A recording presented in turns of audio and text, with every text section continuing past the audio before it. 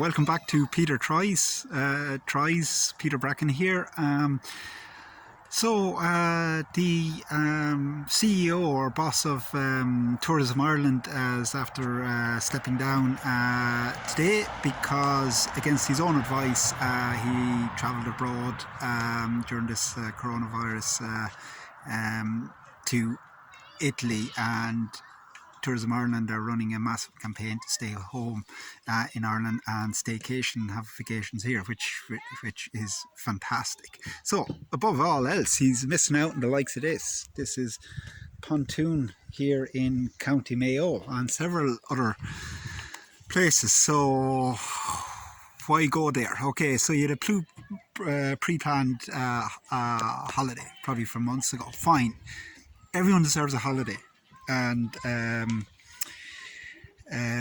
but you know, if you're leading a campaign and in that position, you're basically ignoring your own advice. Because why? I suppose that's my question. So I'm always intrigued. What would lead someone to make that decision? So, well, one, it could be just a complete brain freeze. You know, maybe he just really didn't think about it, and yeah, he just completely made the wrong decision, went out family holiday, didn't think of it, and then all of a sudden he's found out. Okay, find out one a bit difficult. You know, he's an intelligent man, he's got to where he is. That's a long shot, okay, in my opinion. It's only an opinion. Now, to be fair to him, he stepped down straight away because, well, he had no choice, you know. But some politicians would keep going. Like, obviously he's not a politician, but, you know, people would dig in, you know. So, look, he did the right thing stepping down. So, and he probably, yeah, no, look, he didn't have any choice anyway. But the other way, he could have, maybe he wanted to step down, you know, maybe even your job and you want to get out of it, and you do something that, you know, no choice, but people have to get rid of you or step down. So maybe it's another something bigger, something else planned. There's a way out. But again, would you destroy your reputation by doing that? Probably not either. That's a very long shot as well.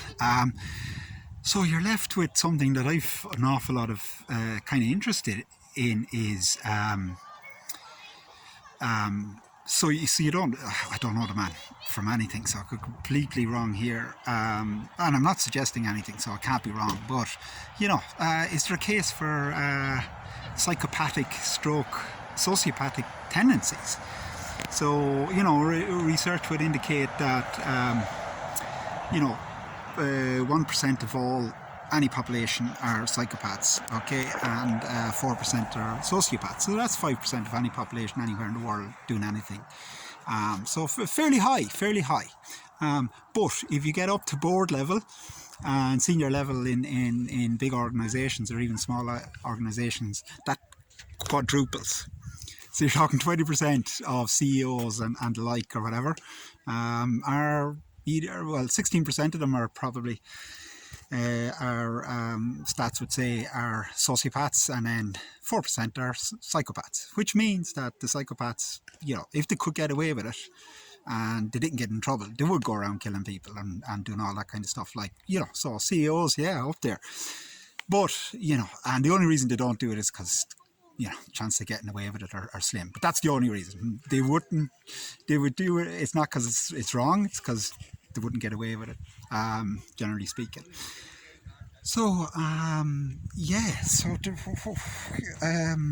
that's the only one I can that makes the most sense. Now, but we all know them. We know I'm not saying that he is one, because there's an 80% chance he's not.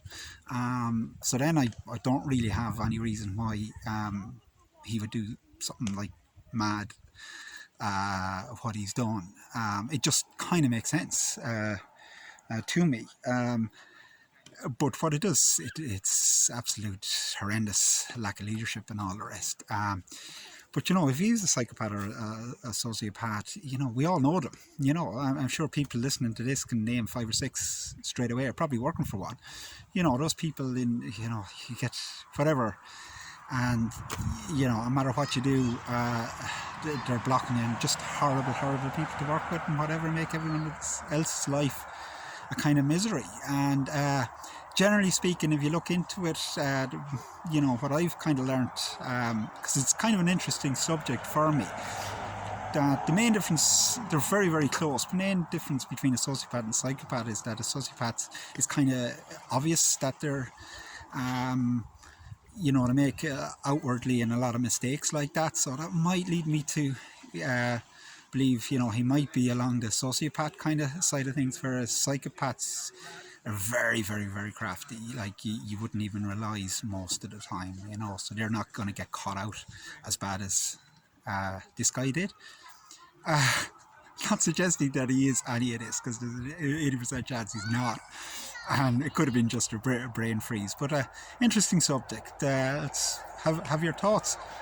Cheers. Drive on.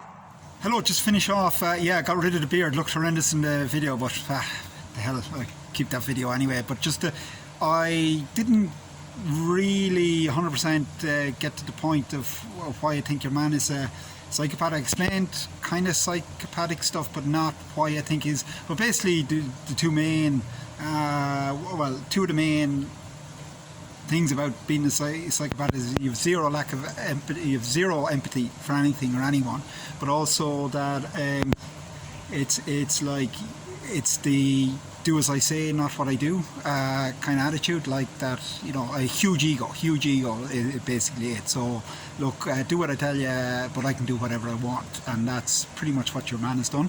So that's again why I'm linking the whole psychopathic thing. Not saying he is. Okay, thanks.